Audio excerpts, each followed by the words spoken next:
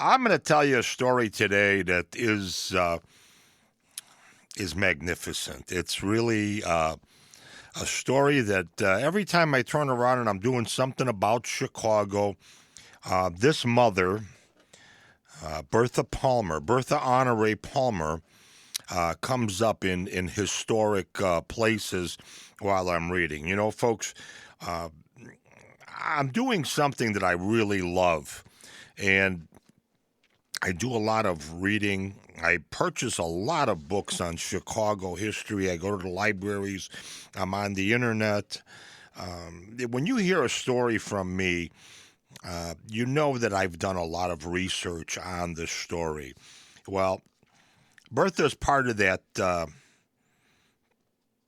thing that I do for Chicago history and automotive heaven. So let's just get started with Bertha Honore Palmer. Bertha's family moved to Chicago from Louisiana, Kentucky, when she was only 6 years old. 7 years later, she actually met her husband, Potter Palmer. She was only 13 years old and shopping in one of his dry goods stores with her mother. Potter Palmer was the one that had the first dry goods store in Chicago, and it actually ended up, Marshall Field actually went to work for Potter Palmer as a salesperson, and then he became a manager and eventually bought Potter Palmer out of the dry goods store, and that's where the birth of Marshall Fields began. But Potter Palmer was so taken by the beauty and the intelligence of a 13-year-old that he vowed he would marry this beautiful girl. And he did. When she turned 21 years old, she had already a Catholic education, which was part of the pedigree that you needed to be in the Chicago society. Well, they married, and the Palmer House Hotel was almost completed. Potter Palmer became a real estate mogul, but he also became a luxury hotel builder. And they moved into one of the penthouses at the Palmer House Hotel. She was only 21, and at that time, Potter Palmer was 44 years old. So there was actually a 23-year difference between Potter Palmer and Bertha. Now, a short time after they wed, this was 1871, and they moved into the Palmer House, the Great Chicago Fire struck. And soon after that, it destroyed 3.5 miles of land in downtown Chicago. Now, I'm talking about Potter Palmer being a real estate mogul back then. This is the 1870s, folks. He owned in excess of 33 commercial properties, all in the footprint of the Great Chicago Fire. The Palmer House burned to the ground, and so did everything else that they had. So now Potter Palmer was well known. He was a ruthless, like I say, real estate mogul, a luxury hotel builder, and a number of other things that he was involved in back then. Well, he went out and he actually acquired a loan on his signature in 1871 for $1.8 million. Folks, that's right. I think it's the equivalent of, when you really look at it, what people were making back then, you were lucky if you made $200 a year, the average person. And Potter Palmer was able, because of people knowing who he was and his business savvy and everything else, and being in this boom town, even though Chicago burnt to the ground, We talked about it in previous shows. I talk about it on the tour because it comes up all the time. But it was devastating, but it was the best thing that happened because they rebuilt the city to what we know today. So the Palmers together started rebuilding Chicago. Now, Bertha was involved a lot with Potter in Chicago. She was actually, they gave her the term Queen of Chicago Society, a term of respect. It wasn't like, I'm not even going to talk about what goes on in today's news media, but back then, the news media, that term was of respect. And you know what? I got to tell you the story, some of these things about Bertha Palmer. Number one, she was very attractive, but she was very witty, had a very good education. She was refined. And the one thing about her, from the stories I've read about her in dealing with people in Chicago, and that she was as much a mover and shaker as Potter Palmer was in Chicago. Potter Palmer, real estate mogul and all of that. We've gotten into that. You can go on to my podcast site at richieze.com, RICHIEZIE. I really tell that whole Palmer story with Potter in it, and I really don't tell a lot of the stuff about Bertha.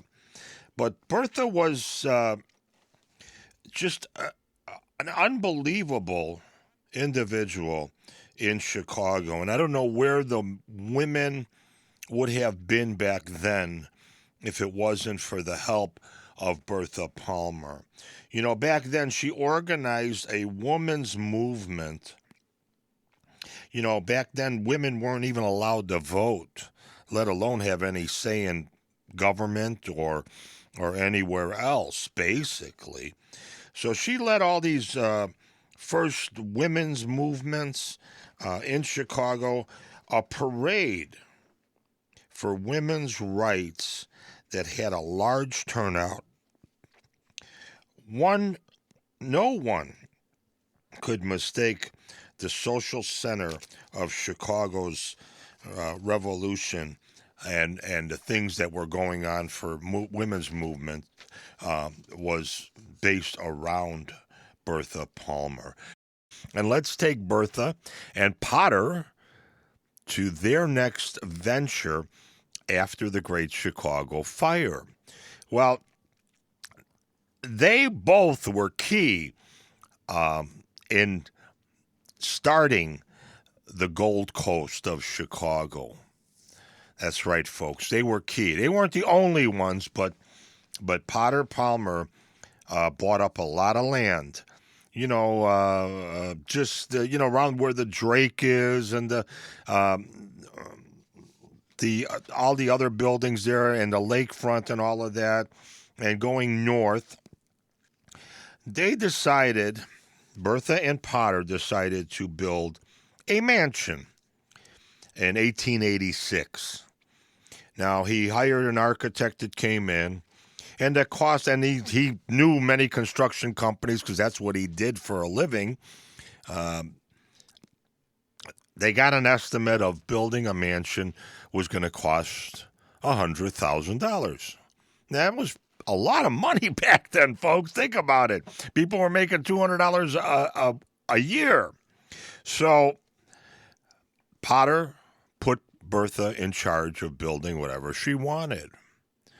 Well, 3 years later, the mansion was being called the Potter and Bertha Palmer Castle.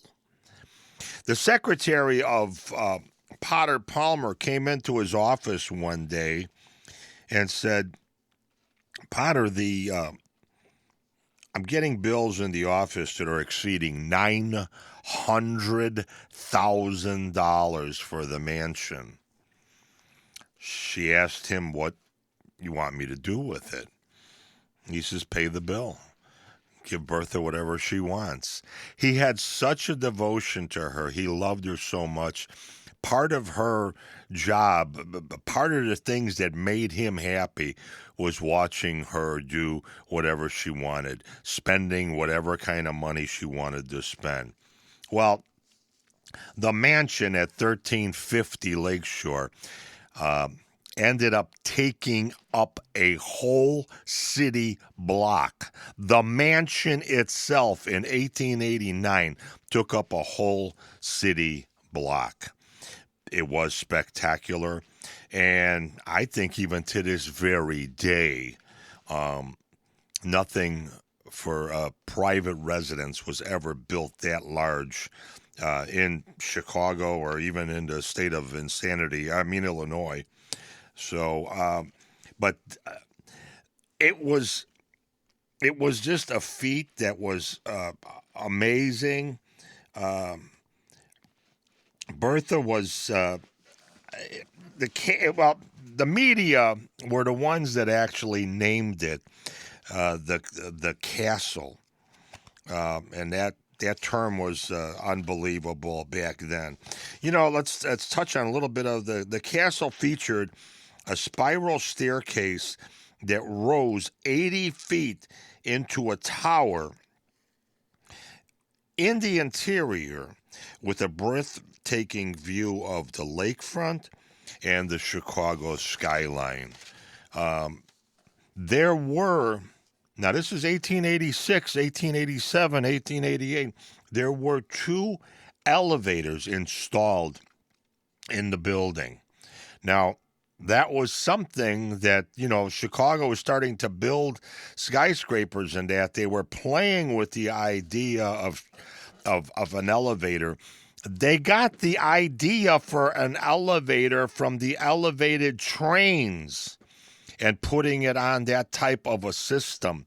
Well, they installed 2 elevators in the building. Some of the rooms that were in the home, in the castle, were the Ottoman parlor, the Renaissance library, the Moorish bedroom, Louis XV drawing room, the Spanish music room, an English dining room that sat anywhere from 50 to 70 people comfortably for dinner.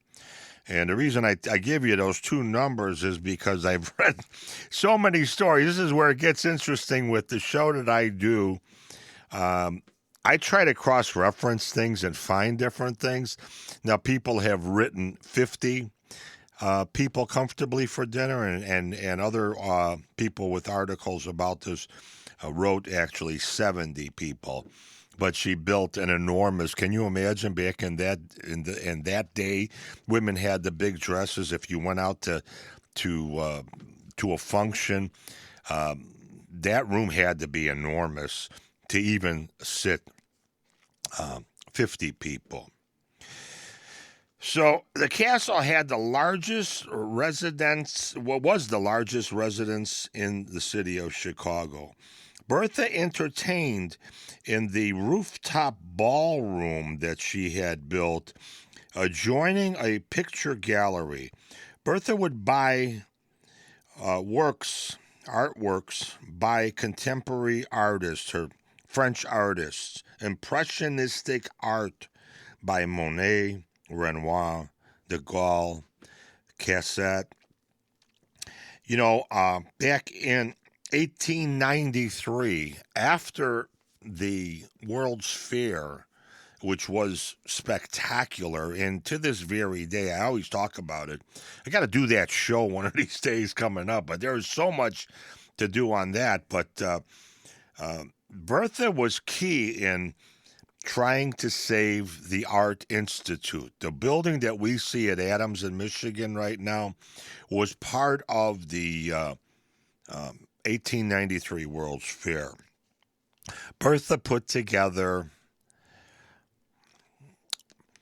charity events to get the wealthy people to donate money to the Art Institute to save that building. So she wasn't the only one, but she was very key. She actually donated 29 of her paintings of impressionistic art, which were worth a lot of money back then, to the Art Institute to get other wealthy people to contribute more money to the Art Institute of Chicago. You know, in 1918, after Bertha Palmer actually passed away, her sons actually donated her entire collection of impressionistic art paintings to the Art Institute of Chicago. Chicago has right now the largest collection at the at the Art Institute of Chicago, the largest collection of impressionistic art paintings in the world. And that's all because of Bertha Palmer. You know, at a dinner party at the castle during a hot summer, Bertha told the chef not to serve cake after dinner. She wanted something the guests could put in a napkin and go outside and enjoy the view of Chicago and the lakefront. Folks, the brownie was born because of Bertha Palmer. Potter Palmer once said she's the only American woman, who knows how to spend a fortune. And, you know, I read a lot of the things that Potter did say about Bertha, and you have to understand even that thing that about her spending a fortune. You could think that was a kind of a nasty thing to say because she was spending all the money, but it was something that made Potter happy. He loved to see a smile on Bertha's face. Bertha and Potter were key in starting the Gold Coast neighborhood. That mansion meant a lot. You know, if anybody can picture or wants to picture anything up there, it's where the Cardinals' house is now. It's not the same property, but it's in that vicinity up on the lakefront. The Cardinals' house is a spectacular structure on Chicago's lakefront also. I believe it has something like 18 fireplaces inside it. You know, one of the key things, we did the Palmer story only a few years ago, and I've had this thing in the works for so long, but the biggest problem I had was trying to find something on the mansion. More and more things have been popping up, so it was a lot easier to do this. But Bertha was not merely a housewife with an expense account. She belonged to the Chicago's Women's Club, a progressive organization that lobbied for fair treatment of women, children in hospitals, prisons, poorhouses, and in neighborhoods that received too little attention from city government. Folks, man, you know, when I do these stories and I look at all of this stuff and I think about growing up in Chicago and now doing these history stories and that, man, I wish, like I've always said, I wish I could live in the roaring 20s because it seemed like it was such a fun time. But, man, I wish people today would take a page from Bertha Palmer and Potter Palmer's book to do some good for people and the communities and all of that. Bertha used her power to organize female workers and coordinate a strike. And she was key in helping get unions organized so women especially had a fair wage and weren't taken advantage, were paid for overtime and if they were injured, they would get paid on the job. In 1891, Bertha was named chairwoman of the Columbian Exposition. Broad of Lady Management was the name of that group. This group was charged with creating a pavilion to celebrate the accomplishments of women all around the world. Like I say, folks, this is just really an amazing story. Now it comes into, let's go into Mother's Day today. Bertha Palmer actually became a mother. She gave birth to Honore, her first son, in 1871, and Potter II in 1875. And she was able to enjoy her grandchildren in her 60s before she passed away. Potter's love for Bertha was unsurpassed. Her jewelry was so costly and legendary. Pearls, diamonds, as large as lima beans.